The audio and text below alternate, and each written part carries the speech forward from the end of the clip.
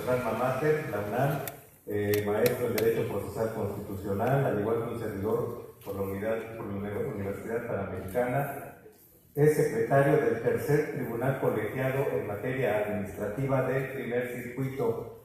Ha tenido diversos cursos dentro de la Suprema Corte de Justicia y dentro también del Instituto de la Judicatura Federal. Es catedrático de la Universidad La Salle, Campus Ciudad de México, ponente en diversos diplomados impartidos en casas de cultura de la Suprema Corte de Justicia de la Nación, del propio Instituto de la Judicatura Federal y de universidades tales como el ITAM y la Universidad Nacional Autónoma de México.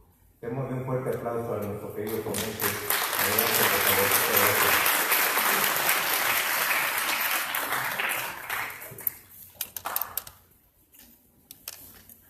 ¿Me escuchan bien, verdad? Muy buenos días, antes que todo. Pido una disculpa de antemano por el magistrado, no puedo estar aquí con ustedes, pero bueno, aquí estoy yo en su lugar. Y bueno, vamos a empezar esta plática. El tema en sí es juicio de amparo, juicio constitucional. Entonces, hay que adentrar y hay que saber previamente qué es el juicio de amparo, qué es el juicio constitucional, para saber simplemente la técnica, las causas de procedencia, los principios, el interés jurídico, interés simple, interés legítimo. Entonces, hay que remontarnos un poquito más atrás. ¿Qué es el juicio de amparo? Dicen que es un juicio constitucional, un medio de protección constitucional, pero bueno, vamos a entender qué es esto. ¿Y cómo lo entendemos o cómo lo vamos a ver? Bueno, existe dentro de toda la teoría o la doctrina lo que nosotros llamamos como la defensa de la Constitución. ¿Y qué es la defensa de la Constitución? No solo lo vamos a entender como las garantías constitucionales. Y bueno, ¿cuáles garantías constitucionales? Bueno, tenemos juicio de amparo, tenemos controversia constitucional, tenemos acción de inconstitucionalidad y muchas otras más. Pero no solo eso. Aparte, esta defensa de la Constitución no solo lo vamos a ver o no solo lo vamos a encontrar en estas medidas o en estos mecanismos de protección. ¿Por qué? Porque previamente a que haya un mecanismo de protección constitucional, existe lo que yo denomino como una garantía previa, como un derecho previo. ¿Cuál es esta garantía o derecho previo? Bueno, esta garantía o derecho previo son esta defensa de la Constitución a través de la denominada protección a la Constitución. ¿Y cuáles son estas garantías constitucionales? Bueno, estas garantías constitucionales o esta protección de la Constitución se va a basar por cuatro elementos principales. ¿Cuáles son estos cuatro elementos principales? Van a ser unos instrumentos políticos, instrumentos sociales, instrumentos económicos y uno que es muy polémico y se denomina la técnica jurídica. Y ahorita lo explico y por qué digo que es un poco polémico. Bueno, pero déjenme les explico cada uno de estos instrumentos. El instrumento político. ¿Qué es el instrumento político? Nosotros conocemos que la sociedad va evolucionando. Nosotros vamos cambiando. Como tiene que ir cambiando la sociedad, entonces también se van modificando las leyes, o las leyes se van adaptando a la sociedad, o viceversa, puede ser. Depende qué sea el cambio. El cambio real, si es un cambio fáctico, si es un cambio material, si el cambio social se da previo a un cambio de norma, que por lo regular es así. Tiene que existir un cambio social para que exista un cambio en la norma. Entonces, ¿qué encontramos aquí? Estos cuatro instrumentos: instrumento político, instrumento social y instrumento económico. Instrumento político les definía qué es. Bueno, el instrumento político es la creación de la norma a través de las diversas corrientes políticas que existen y cuáles son los intereses de estas para la creación de la norma conforme al momento social que se está viviendo. Es decir, es toda la intervención de todas las fuerzas políticas que conocemos y que estos factores van a influir en la mente del legislador para que él pueda plasmar en la norma, en este caso en la norma constitucional o en la norma que proteja los derechos humanos, va a poder plasmar la idea para poder proteger previamente a un acto de autoridad o que este acto de autoridad esté realmente apegado a una defensa de los derechos fundamentales, es lo que se va a ver permeado previamente para la emisión de la norma. Entonces, bueno, ahí tenemos este instrumento político. ¿Cuál es el otro? Un instrumento social. Este instrumento social, ¿cómo se ve afectado? O bueno, ¿cómo se ve complementado? Bueno, se complementa a través de diversos grupos sociales y a través de los partidos políticos. ¿Por qué? Digo, diversos grupos sociales. Existen grupos sociales que pueden o que tienen la eficacia para poder incidir en la emisión de normas. ¿A qué me refiero con grupos sociales? Puede haber grupos vulnerables, por ejemplo, discapacitados. Entonces, los discapacitados va a ser un grupo social que va a tener que pedir, porque las normas hace tiempo no estaban adaptadas a las necesidades o no tenían los ajustes razonables que maneja la Corte Interamericana, para que ellos puedan tener un amplio desarrollo, ya sea psíquico, ya sea emocional o ya sea físico. Entonces, ¿qué es lo que va permeando? Pues estos diferentes grupos sociales que antes tal vez no eran tomados en consideración en la forma en que se tenía que hacer, pues bueno, ahora sí van a tener este reconocimiento social a través del grupo permitido que va a permear en la emisión de la norma y va a permitir emitir una norma adecuada o con los ajustes razonables para que pueda existir una protección a este tipo de grupos, ¿no? Y así vamos a ir identificando diferentes grupos sociales que van a ir interviniendo en esta emisión de normas. ¿Cómo qué? Como una previsión a una emisión de norma que esté tendiente a la protección de derechos fundamentales. Posteriormente tenemos un instrumento económico. Este instrumento económico, pues como lo dice, ¿a qué se refiere? Pues efectivamente a los dineros.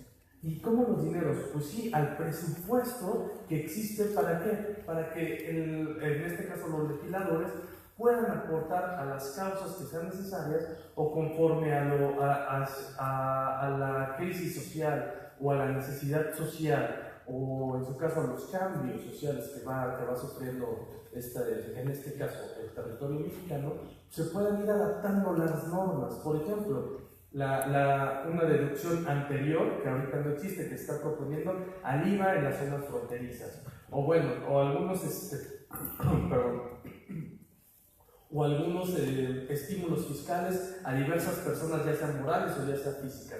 ¿Por qué? Por las necesidades sociales y la necesidad del tributo. ¿Para qué? Para que exista, conforme al 31 de la Constitución, ese gasto público cual pueda ser ejercido para las necesidades sociales. Entonces ahí tenemos este factor importante.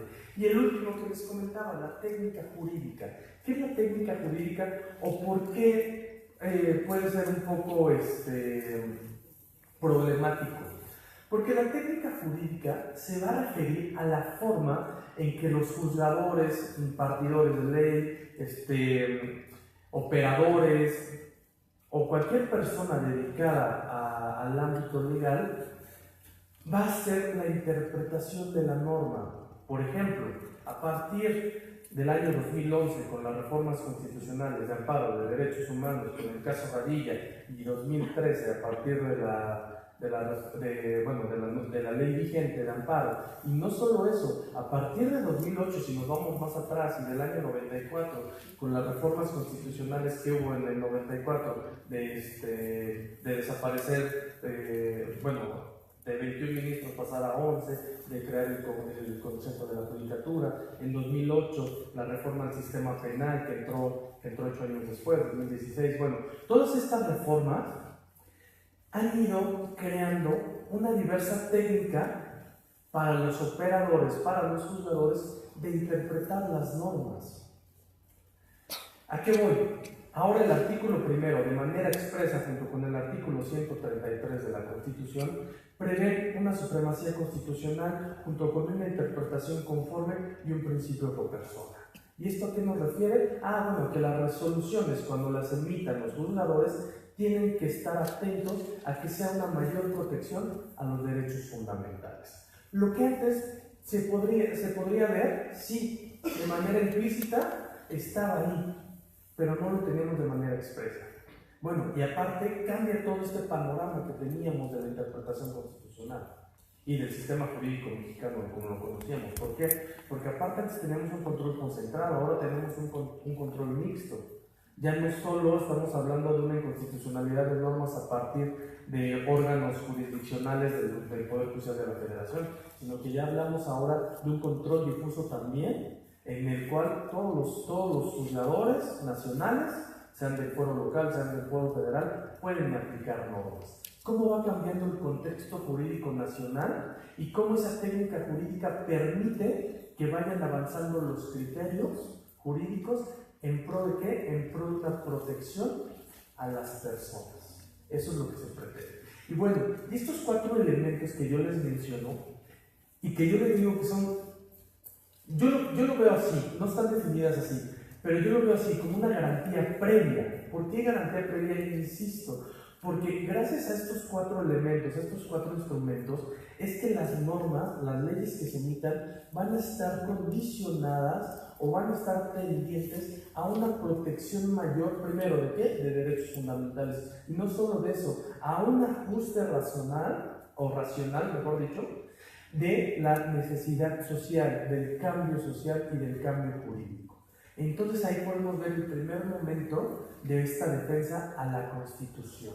Y luego encontramos o pasamos al otro elemento, a estos mecanismos de protección constitucional, a estas garantías constitucionales que nosotros conocemos y que es nuestro tema, juicio de amparo. Y les insisto, no solo el juicio de amparo, garantías constitucionales y mecanismos de protección constitucional tenemos mínimo 10. Entre controversia, entre acción, entre responsabilidad patrimonial del Estado, juicio político, 2 juicios electorales de protección a derechos. O sea, tenemos varios mecanismos de protección. En lo que nos interesa, tenemos el juicio de amparo, que es el juicio más cercano a la sociedad, más cercano a nosotros como gobernados. ¿Y cómo lo entiendo yo o cómo lo veo yo? De una forma muy sencilla. Nosotros cuando compramos un producto, un celular, un reloj, una cámara, cualquier producto que nosotros tengamos. Ahorita vamos a poner lo que nos podría doler más, un celular. Tenemos el celular, ustedes lo compran. Cuando ustedes lo compran, en la tienda a la que van, pues llegan con la cajera o con el demostrador, con quien esté, le dice todas las características del celular y lo compran ustedes. Al momento que ustedes lo compran, la tienda les emite una garantía. Esa garantía puede ser por 1 año, medio año, 2 años, el tiempo que sea, tiempo indefinido, no lo sabemos. ¿Y ese papelito de qué nos va a servir o qué nos protege? Ustedes salen ahorita del auditorio, se les cae el celular, se rompe, ¿no? ¿Qué sucede? ¿Cómo ustedes van a poder reclamar o cómo ustedes van a poder sentirse protegidos ante la tienda, ante esta autoridad que les vendió el celular? Bueno, tienen el papelito, tienen esta garantía que va a defender el celular. ¿Y el celular qué va a ser? El derecho. Este es el derecho fundamental o derecho humano que tenemos, este celular. Y esto va a ser la garantía que nosotros vamos a tener por si se afecta el derecho, es decir, el celular. Entonces, ¿qué es lo que nosotros vamos a hacer? Vamos a hacer efectiva esa garantía. ¿Ante quién? Pues ante la autoridad, en este caso, ante la tienda. Entonces, eso es el mecanismo de protección que nosotros tenemos, o este mecanismo de protección constitucional. Así de sencillo y así de fácil hay que entenderlo. ¿Por qué? Porque nosotros tenemos de forma muy precisa este bloque constitucional que se ha definido a partir de 2011. Derechos fundamentales en la Constitución y en los tratados internacionales. Tenemos este bloque constitucional y ahí está. Entonces, ¿cómo vamos a hacer válido estos derechos fundamentales cuando exista un acto de una autoridad que nosotros presentamos o que nosotros pensemos que nos esté violando este derecho? Entonces vamos a tener un mecanismo que nos va a proteger. vamos a tener este mecanismo que nos va a ayudar a proteger este derecho. ¿Y cómo lo vemos así? Bloque constitucional, yo les mencionaba, Constitución, derechos humanos. Pero bueno, aquí también, aparte del bloque, se ha usado estas dos denominaciones, bloque y parámetro constitucional, de manera indistinta, pero tienen una pequeña separación. Bloque, ¿qué es el bloque? Es los dos instrumentos que nosotros vamos a utilizar para saber dónde están nuestros derechos humanos, qué es lo que nos protege. Por ejemplo, aquí tenemos derecho a la salud en la Constitución, pero ¿sabían que el derecho a la salud no está previsto en la Convención Americana sobre Derechos Humanos? Está previsto de manera implícita a través del derecho a la integridad privada y a la vida. Y aquí en la Constitución, como tal, o expresamente, no está el derecho a la vida. Entonces hacemos un conjunto de derechos y una interpretación que nos va a permitir extender estos derechos. Pero bueno, hay que entenderlo también con las restricciones que impone la Constitución, porque sabemos, tenemos este bloque constitucional, pero la forma en que nosotros lo vamos a interpretar va a ser distinta, porque tenemos estos dos instrumentos, Constitución y tratados internacionales de derechos humanos. Si lo manejamos así, los dos están a la par. Pero cuando la Constitución exija, ponga una restricción, la Constitución mexicana va a estar por encima de los tratados internacionales. Y entonces ahí vamos a encontrar el parámetro. ¿Por qué el parámetro? Porque vamos a ver cómo el juzgador tiene que interpretar la norma para poder resolver el asunto y poder en su caso emitir una sentencia acorde a una necesidad social y a una necesidad y protección de este derecho fundamental. Entonces tenemos, como les decía, Constitución, tratados internacionales, restricción de la Constitución, entonces va por encima de los tratados internacionales en derechos humanos. Y ya de ahí conocemos la pirámide de Kelsen, que va para abajo, tratados internacionales que no versan sobre derechos humanos, leyes federales, leyes locales, reglamentos y así, ¿no? Entonces, este es nuestro parámetro y el cual nosotros vamos a utilizar para poder interpretar la norma. E insisto, no solo nosotros como juzgadores, sino también ustedes como operadores de las leyes, como estudiantes de las leyes. También hay que saber interpretar. ¿Por qué? Porque, insisto, la propia protección o la defensa de la Constitución no solo versa en esta interpretación que se pueda dar en las sentencias o que pueda venir interpretándose dentro de los propios expedientes que se llevan a cabo. No, eso se da de allá para acá y de acá para allá. ¿Por qué? Porque muchas veces los litigantes son los que proponen temas, los juzgadores son los que resuelven, y viceversa. Y se va creando una doctrina, se va reforzando, se van haciendo interpretaciones nuevas en pro de una defensa constitucional. Y bueno, entonces yo les contaba, ¿qué es el derecho? ¿Qué es el juicio de amparo? Ya les dije, de forma muy precisa, es este mecanismo de protección constitucional que tiene como objetivo, ¿qué? La defensa de los derechos fundamentales, previstos ¿en dónde? En la Constitución y en los tratados internacionales. Pero bueno, nosotros, ¿cómo podemos acceder al juicio de amparo? ¿Cómo vamos? ¿O cómo damos ese salto al juicio de amparo? Bueno, entonces el juicio de amparo tiene ciertos principios rectores que van a permitir darle una tramitación específica a este juicio de amparo. ¿Dónde encontramos estos principios? En la Constitución y en la ley de amparo. Ahí están los principios. ¿Cuál es uno de los principios esenciales del juicio de amparo? El principio de instancia de parte agraviada. ¿Por qué el principio de instancia de parte agraviada? Yo les comento una historia que escuché de cuando yo inicié en esta labor de la justicia, o bueno, de dedicarme al derecho. Es una historia que cuentan donde el México post-revolucionario existe en 1928, 1930, las calles del centro histórico, imagínense ustedes. Va caminando un juez por las calles del centro histórico. Al dar la vuelta, les digo que es el México por revolucionario, todavía no había un orden específico establecido. Va caminando y al dar la vuelta en una esquina ve un tumulto. Se acerca al tumulto y ve unos soldados y enfrente de los soldados ve una persona.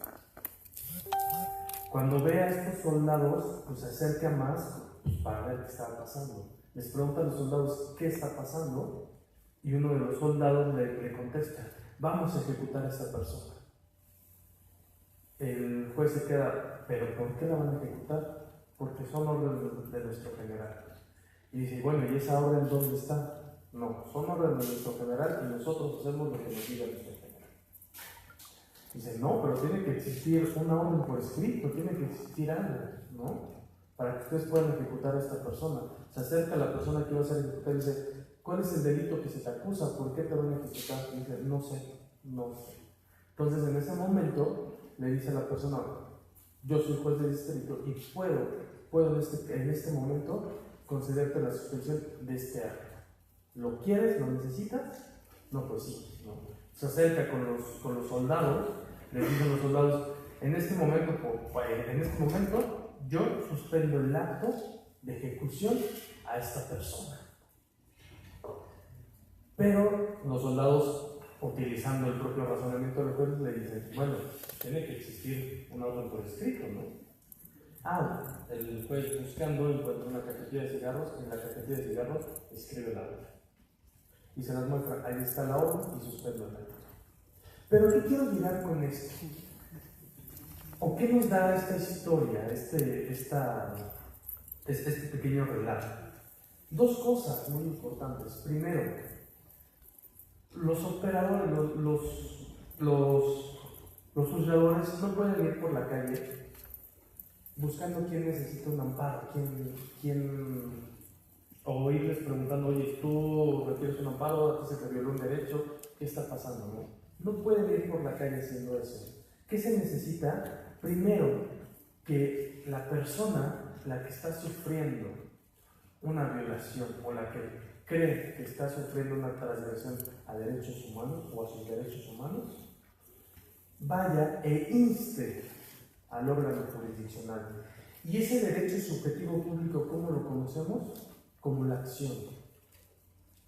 Entonces, el gobernador tiene que accionar, tiene que instar al órgano jurisdiccional. ¿Para qué? Para solicitarle algo, para decirle las pretensiones que él quiere.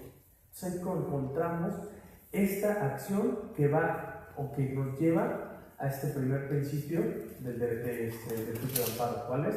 Instancia de parte agraviada. Es decir, la persona tiene que solicitar el amparo. Y no puede existir alguna excepción, no hay excepciones.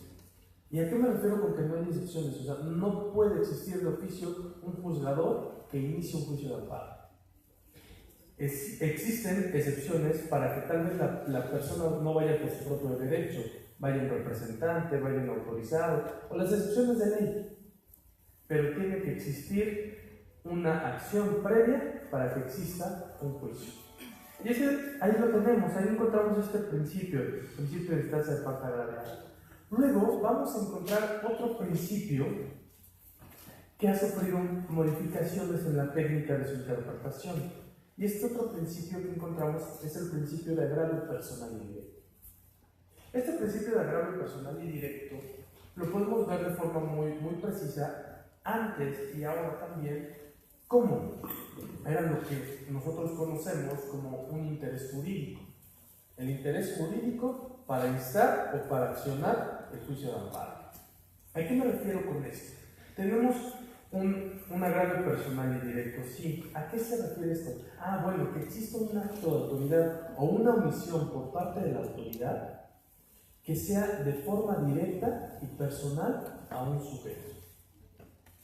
Entonces, ahí tenemos ese agravio personal y directo a la persona. La persona, a través del acto que está emitiendo la autoridad, está sufriendo un agravio dentro de sus derechos, pero ¿de qué? De forma personal y directa. Y yo les decía, este principio ha sufrido modificaciones en su técnica. ¿Por qué? Bueno, porque ahora el artículo 5 de la ley de amparo nos maneja que no solo la persona que tenga interés jurídico puede instar el juicio de amparo, sino también aquella persona que tenga un interés legítimo va a poder acudir a promover un juicio de amparo. Y les pongo un ejemplo, antes de explicarles esto, ¿no? El interés legítimo, veámoslo así, puede existir un acto de autoridad donde una autoridad fiscal vaya y quiera embargar bienes de una empresa, pero la empresa dio un domicilio fiscal, cualquier domicilio fiscal.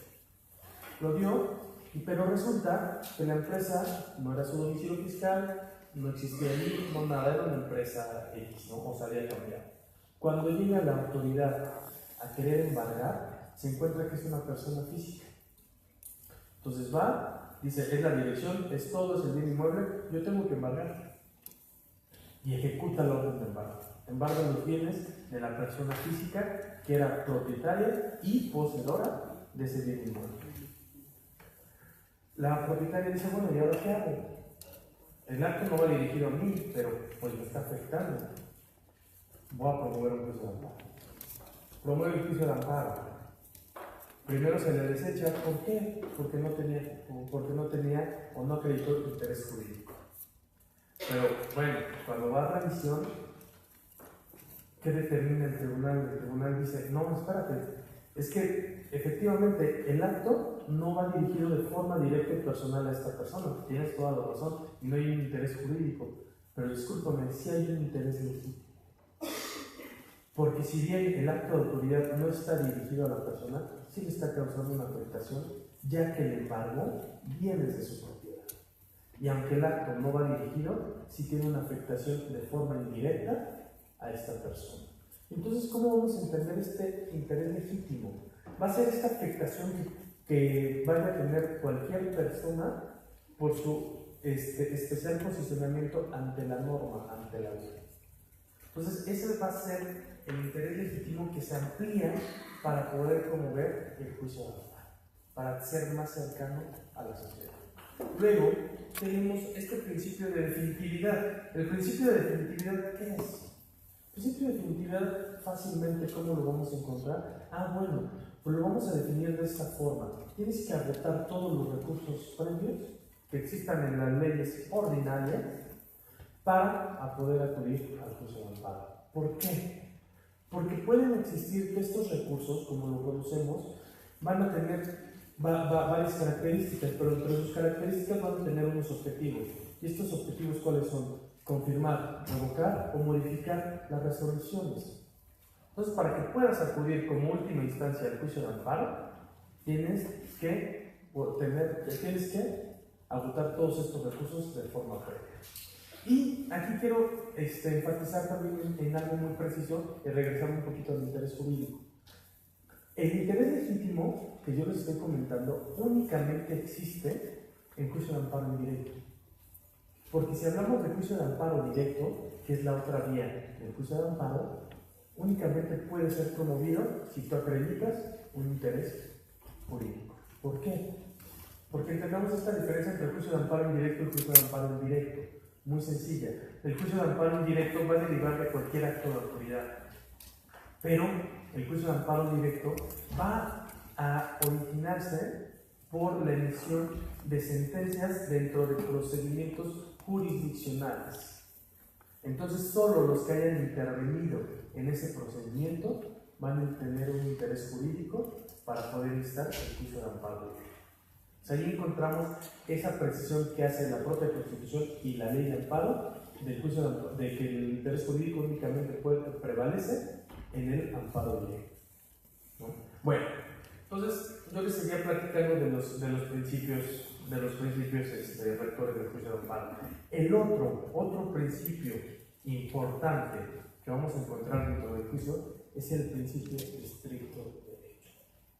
Es decir, los juzgadores únicamente pueden emitir una sentencia basándose en lo que tienen, en la ley, en las actuaciones que fueron probadas ante él en ese momento. Tal cual va a ver el acto así el juez. Pero este principio va a tener excepciones. ¿Por qué? Porque vamos a encontrar una suplencia de la queja. ¿Y qué es esta suplencia de la queja? ¿O a qué va dirigida? Ah, bueno, es una figura jurídica en pro de la persona o en pro del gobernado que tiene como finalidad suplirle alguna deficiencia en las pretensiones o en los agravios que le está haciendo valer. Entonces tenemos diversos supuestos dentro de la ley de amparo que nos manejan la suplencia de la queja y son muy específicos y estos los vamos a tener ahí para que se puedan ir actualizando. Entonces tenemos esta excepción a este principio de estricto derecho. Y un último principio del juicio de amparo. ¿Cuál es este último principio? El principio de prosecución judicial. Este principio de prosecución judicial, ¿cuál es su objetivo? ¿Cuál es su finalidad? Dar certidumbre a las partes que intervengan en el juicio de amparo. ¿Por qué? Porque el principio de prosecución judicial lo que nos norma o lo que nos establece son todas las etapas procesales que se deben de cumplir dentro del juicio de amparo. Y no solo las etapas, sino también los requisitos de las personas que lo promuevan, ya sea la acreditación de una legitimación para poder interponer recursos, para poder promover el amparo, para poder recoger copias. Todos estos factores o todos estos requisitos que va estableciendo la propia norma para que pueda haber un buen funcionamiento del juicio de amparo. Y estas normas de la prosecución judicial fueron muy reclamadas, han sido muy reclamadas. ¿Por qué? Porque decían que eran contrarias a derechos humanos y más que nada, o mejor dicho, a un derecho fundamental. ¿A cuál? Al de acceso a la justicia. ¿Por qué? Porque decían que no les podían restringir este acceso a la justicia a través de requisitos formales que debían cumplirse. ¿Qué dice la Corte Suprema, interpretando el artículo 25 y el artículo 8 de la Convención Americana? Recursos y garantías judiciales y recurso efectivo. Dice, efectivamente, tienen que existir estos requisitos o estos establecimientos de procedencia para que pueda haber una certidumbre jurídica a los participantes dentro de un proceso judicial. Cual sea amparo, sea algún juicio ordinario o algún procedimiento administrativo. ¿Por qué? Porque esta certidumbre o esta certeza jurídica va a permitir que los gobernados y en sí las partes tengan esta certeza de que se va a llevar a cabo conforme está establecido y que no va a haber una discrecionalidad que pueda atribuirse a la autoridad de decir, bueno, en este caso está extemporáneo el juicio, pero bueno, puedo admitirlo porque se cumple esto. No, aquí no hay una discrecionalidad para la autoridad. Aquí lo que tiene que hacer la autoridad es seguir lo establecido por la propia norma. Que pueda haber interpretaciones, sí, claro, puede haber interpretaciones en un sentido favorable a las personas, sí, pero siempre y cuando vayan conforme a lo establecido en la propia norma.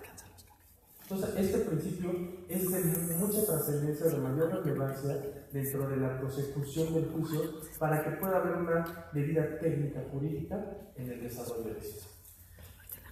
Siguiendo un poco con una nueva situación que vamos a encontrar también en este juicio de amparo, pues es la autoridad.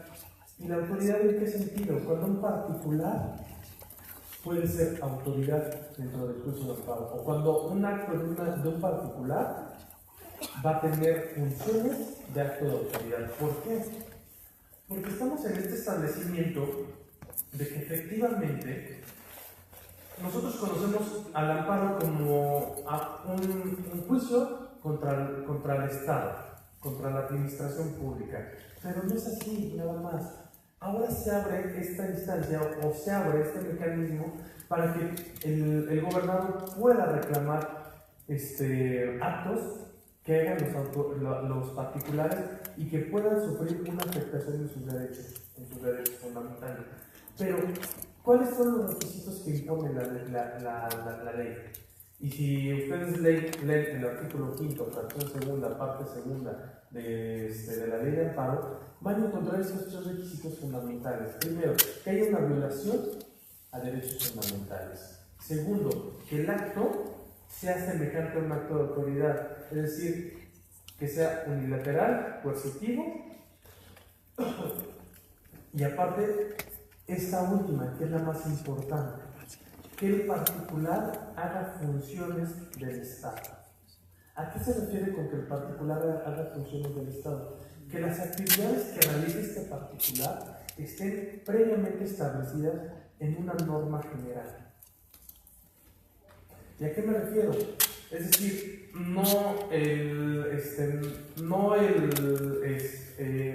una escuela particular no puede ser autoridad. ¿Por qué? Porque las funciones que realiza no están establecidas en una norma general.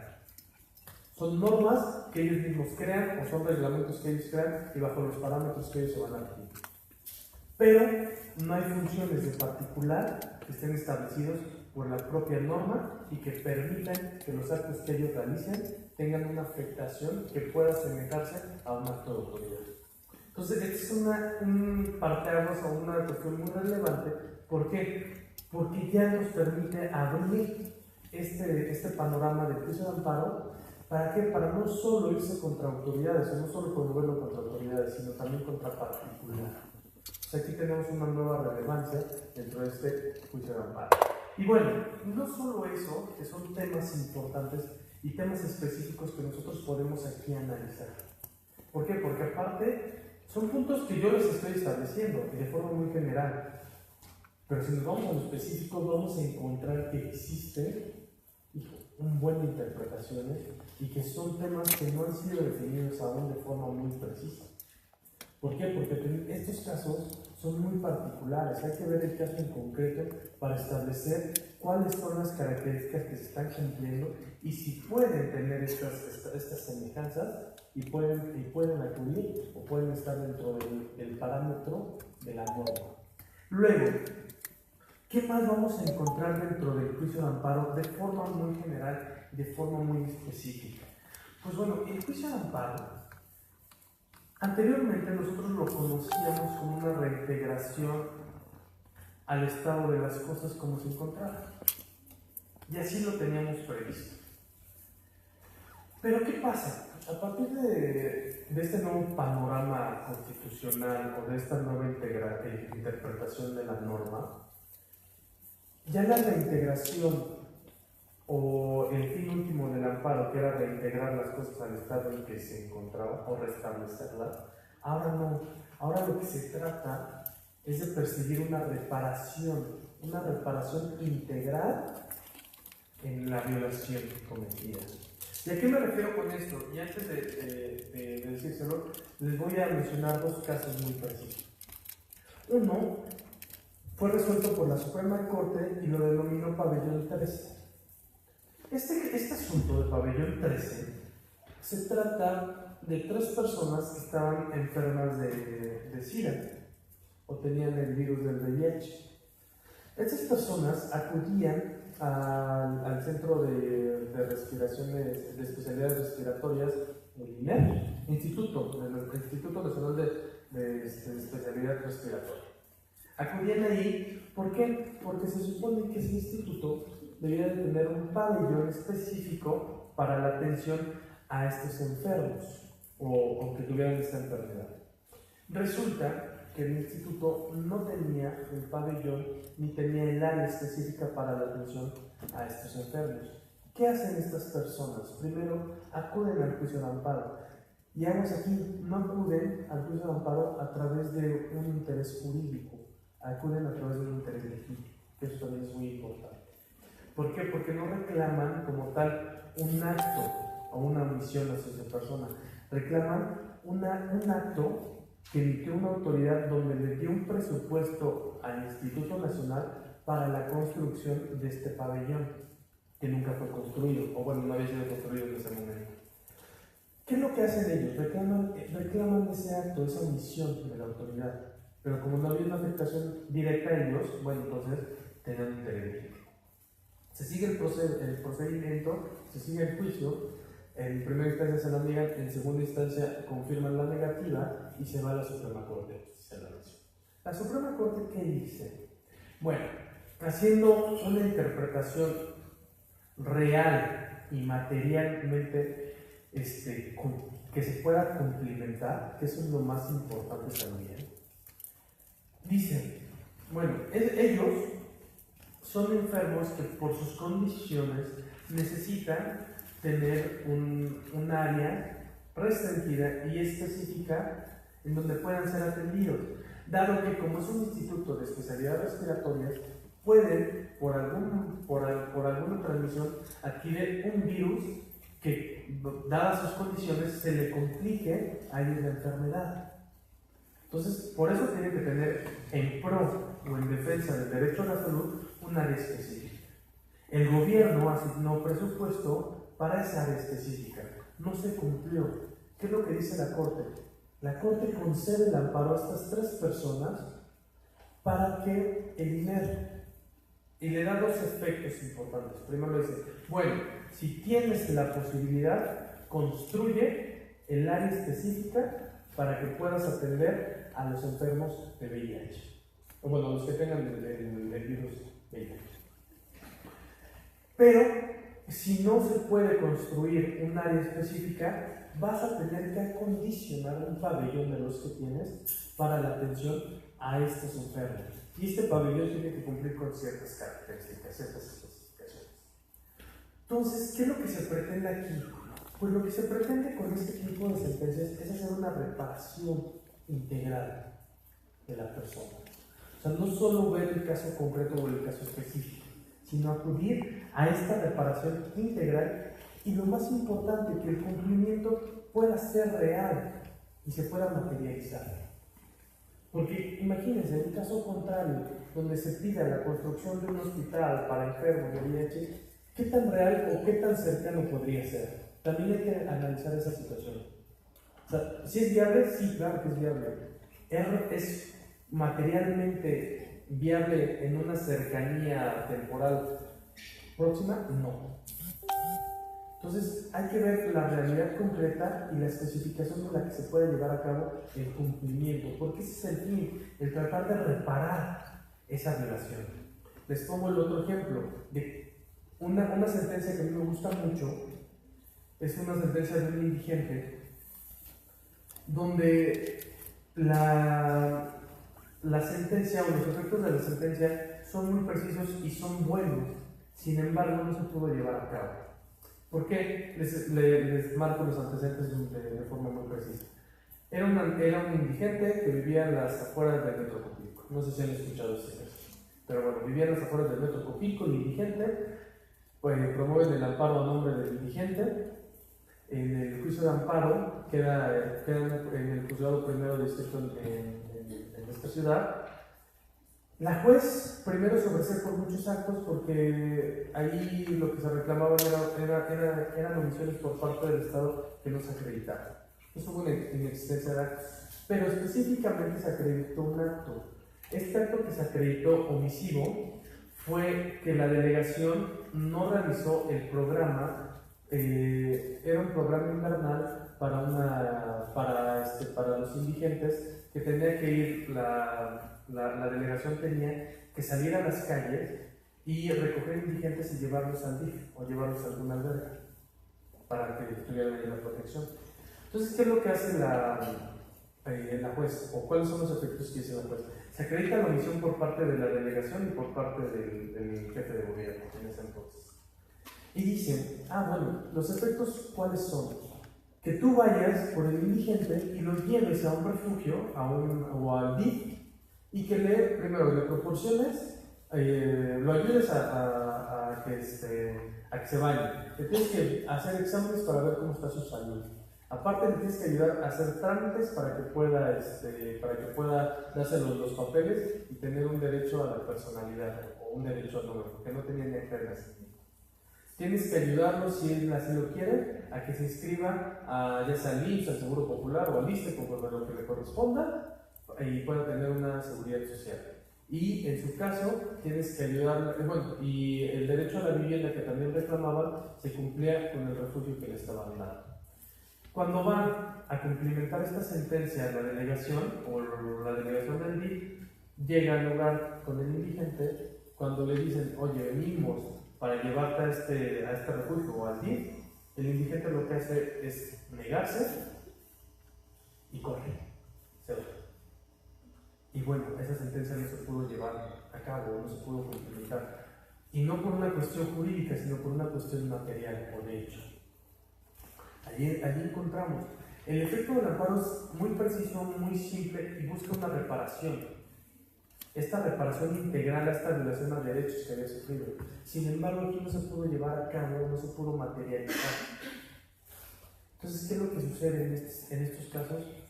Lo que se pretende o lo que se quiere es esta reparación, es lo que ya se busca, a reparar. Si ustedes ven, el artículo 17 de la Constitución sufrió una reforma el año pasado, donde prevé, donde prevé la obligación a los operadores de la ley que tienen que resolver de forma precisa ya los juicios que les lleguen a sus manos.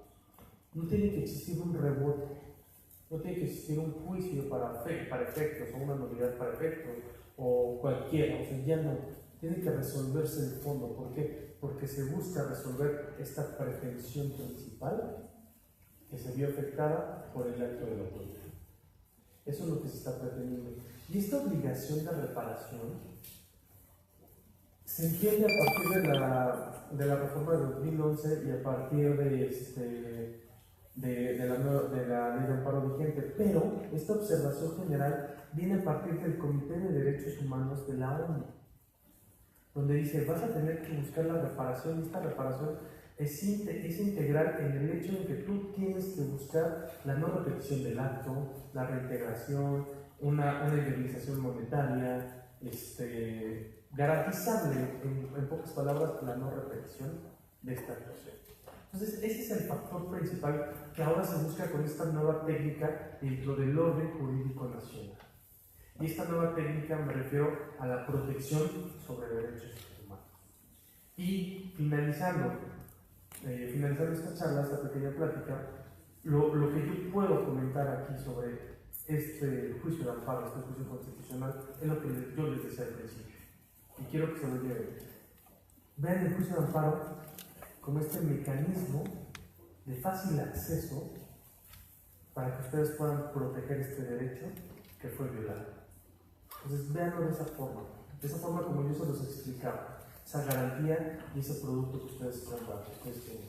Así de sencillo es como podemos nosotros tener este acceso al juicio constitucional. Muchas gracias por eso.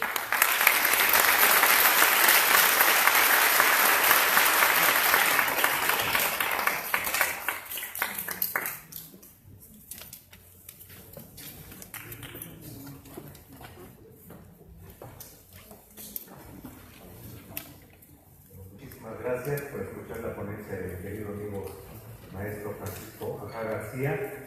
Pues bueno, se les invita al receso. Retomamos en media hora exacta. Muchas gracias.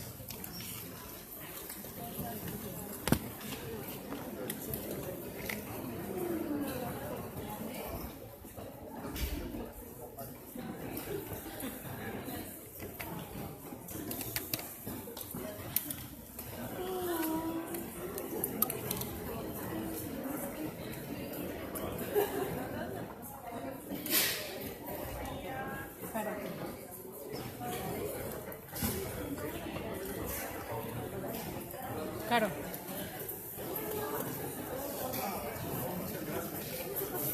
Háblale, por favor.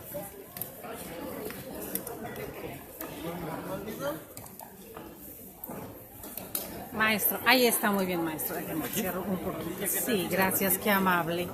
Nada más déjeme centrarlo acá, porque por aquí lo tenemos un poquito.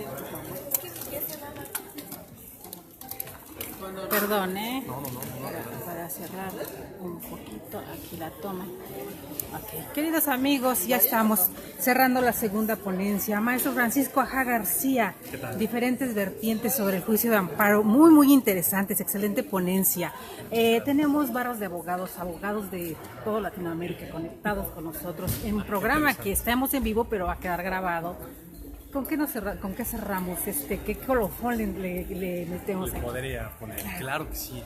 Pues lo que decía, la accesibilidad que podemos conseguir con el juicio de amparo para poder proteger estos derechos fundamentales es muy sencillo y es de mayor énfasis en lo que nos puede producir a nosotros como persona, el saber cómo acudir, el saber esta defensa de la Constitución y este reconocimiento de nuestros propios derechos humanos, que no solo están en los mecanismos de protección constitucional, sino que también los vamos a ver de forma previa, como lo decía, y eso es bien importante. ¿Por qué?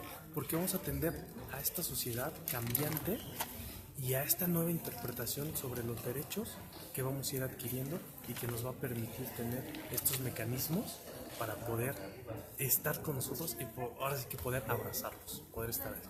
Ejemplos claros y precisos. Tenemos bastantes estudiantes, Sí, entonces claro. ejemplos muy, muy claros, muy precisos que nos dejan.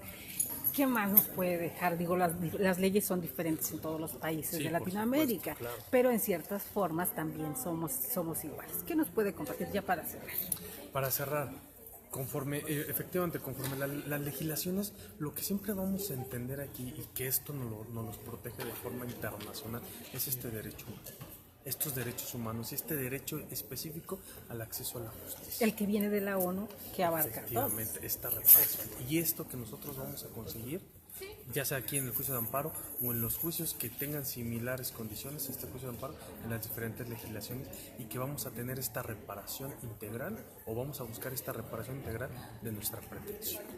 Muchas gracias. Agradecemos infinitamente su presencia en esta ponencia de temas selectos sobre juicio de amparo. De Muchísimas verdad, gracias. un placer escucharlo. No. Muchas Un gracias. placer estar aquí con ustedes. Gracias, querida.